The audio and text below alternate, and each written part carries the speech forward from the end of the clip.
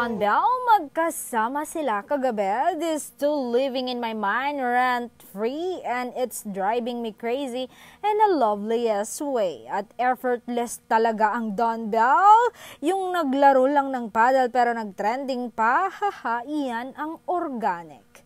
I'm so happy they were able to spend a quality time before shooting for how to spot a red flag.